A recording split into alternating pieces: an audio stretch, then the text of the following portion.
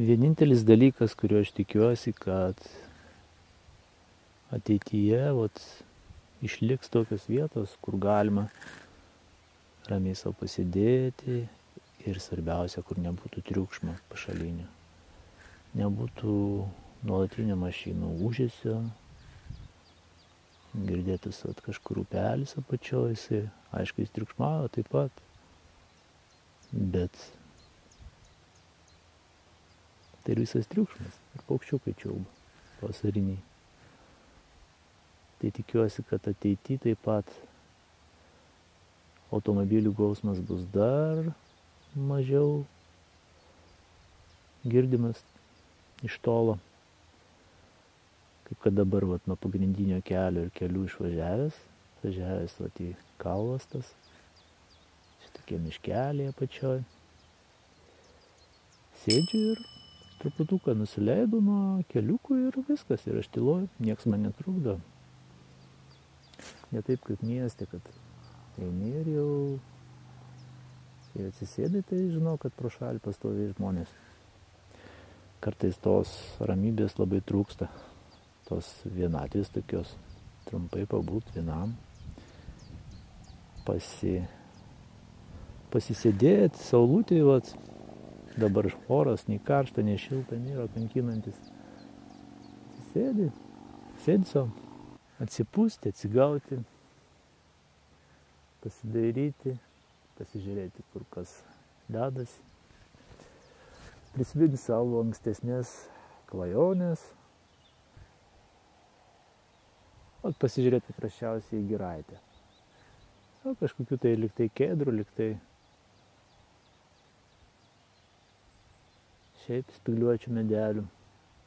Vietovėse pabūs, šiek tiek paklaidžius, pavaikštinėjus, pažiūrėjus, kur kas randasi, kur kokie žvėreliai prabėga. Šiandien zuikį mačiau, krūmas tos truputį datupė, dygliuose, kaip jie kojyčių nesusibado. Aš čia atsirėmiau iškart, keli spygliukai sulindo į nykštį. Lėktuvėlis skrenda, kažkoks vietinis kukurūznikas, gaminančiai veikia.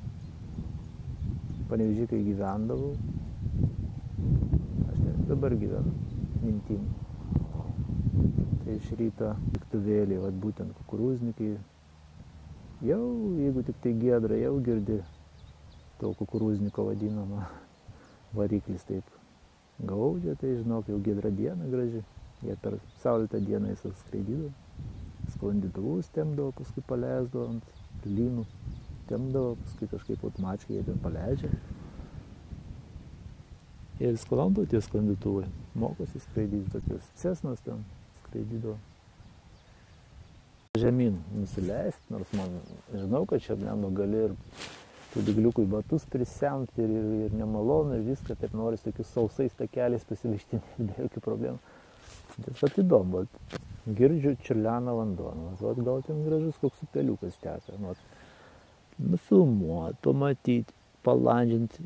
Iš vaikystės kažkoks toksai, nežiplinėti, varlinėjimo toksai, varliojimo instinktas. Gal čia tik tais berniukam būdinga nuo mažens.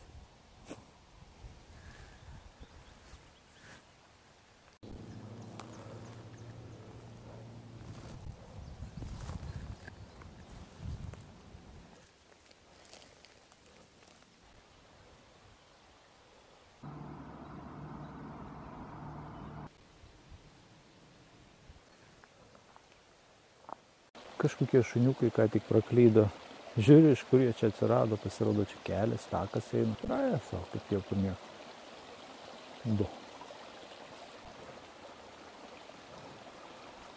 Kokie gražuoliai.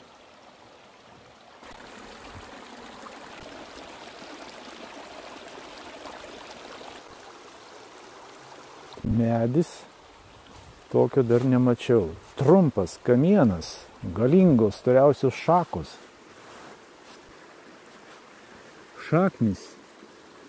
Jeigu tikėti, ką pasakoja gamtininkai ir ką pasakoja vaikystėje man biologijos mokytojai, kad šaknis medžio išsikeroja daug plačiau, gerokai plačiau negu pačios šakos, šakų vainikas. O šitos šaknis stovi ant šlaito ir jos turėtų būti netgi po upeliu praeiti. Nes šakos tai už upelio dar tęsiasi. Pats kamienas plonas, šaknis galingos, pačios šakos iškart didžiulės galingos, už šaknis galingesnis. Keistas medis. Vat patys pasižiūrėkite iš arčiau. Be galo keistas medis. Jo lapai vat štai tokie. Keisti. Kokio lauro.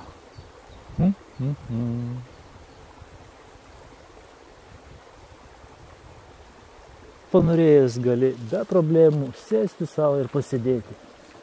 Po juo karštą dieną atsipūsti.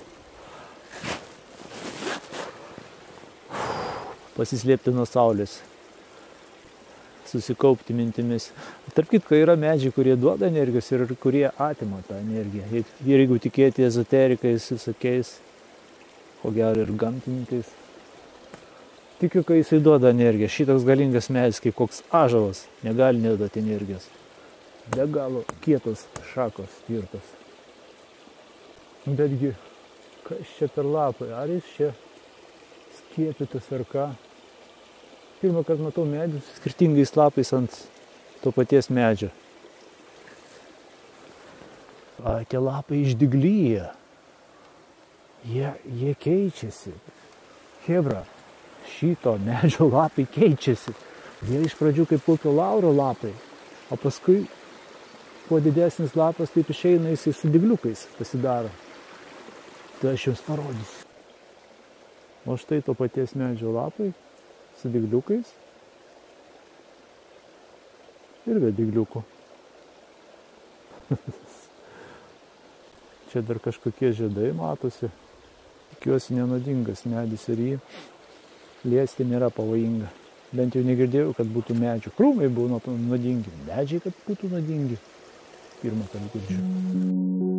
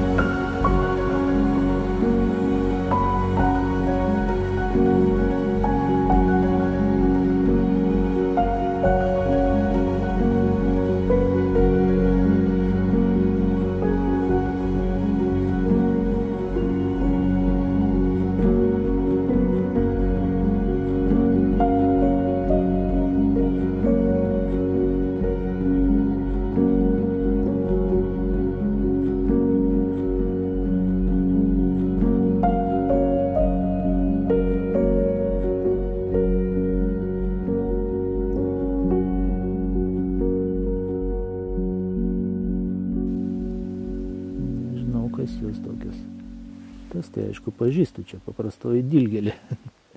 ta šaka apdžiūvus, bet jinai ūglius leidžia, tai nesiskaito, kad negyva, aišku, tada.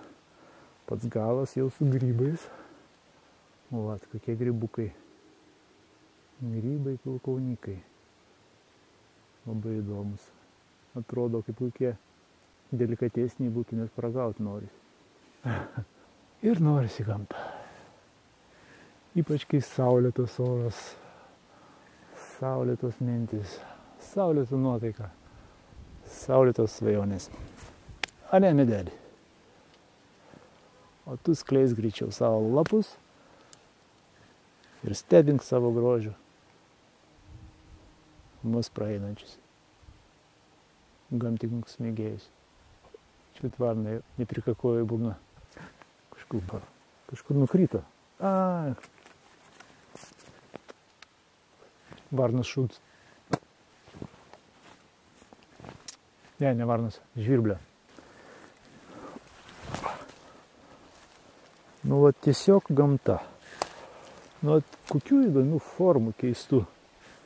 Vat lūžusi, pavyzdžiui, mediena.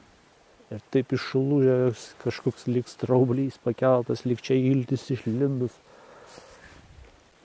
Ai.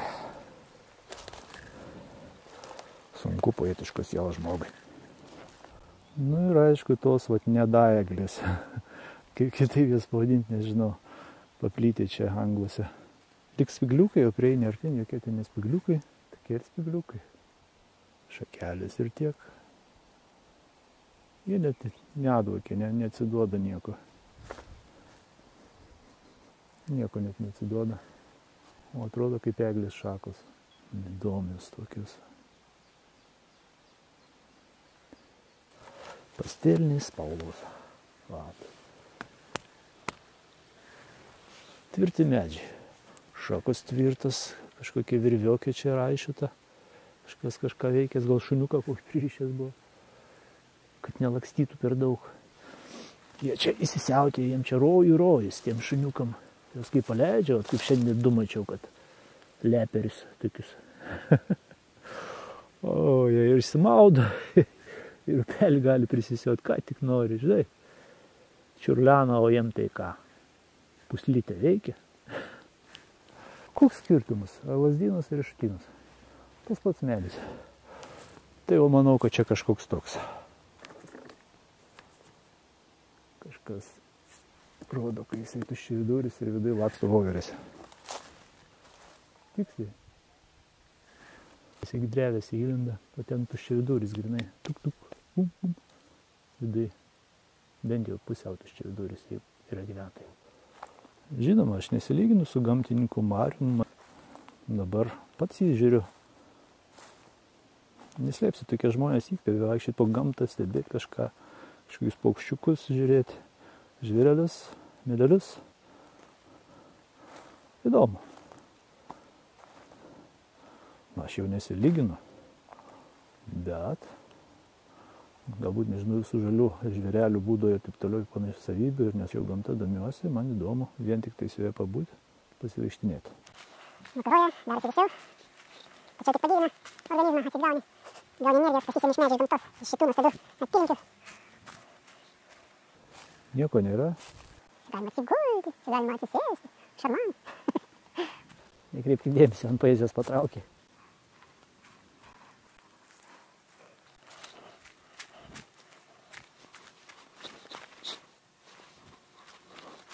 Čia tėvelis į mišką, išėjo motinėlė į mišką. Išėjo tėvelis, išėjo. Motinėlė išėjo visi vaikai į mišką. Be jokių bairių, išėmė girdėjau per jonines, kaip tą dainą dainavo angliškai gatvės muzikantas. Nuo tolo pažinau melodiją, vienas prie vieną. Tik tai žodžiai, aišku, angliški. Tada dar nesupratau, ar tai tikslus vertimas lietuvių kalboje. Bet melodija ta pati. Aš net 2 svarus tada jam įdėjau. Ką tik čia pasislėpė zuikis per tuos krūmus perskodė. Ir įskodė aš mačiau, kur šitą urvą. Šitą. Tikras rojus zuikiams.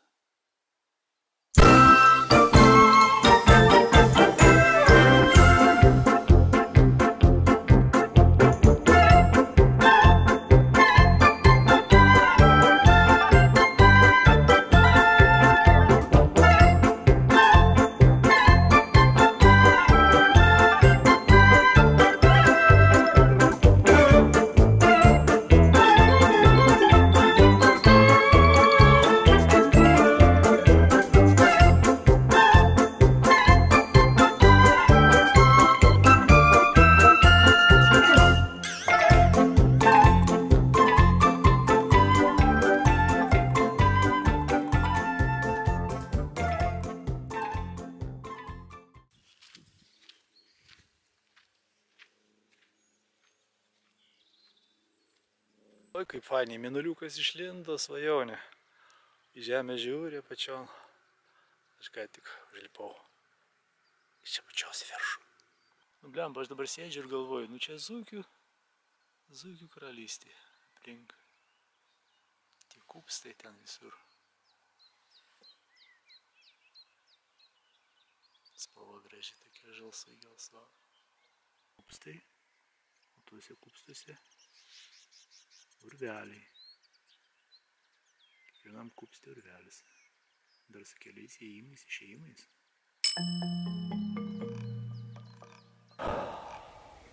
Na ką, likite sveiki. O aš einu toliau iki. Ai, dar ne iki. Tiesa. Nepamirškite uždėti laiko, būtinai prenumeruokite šitą kanalą. Jame bus dar daug ko įdomaus.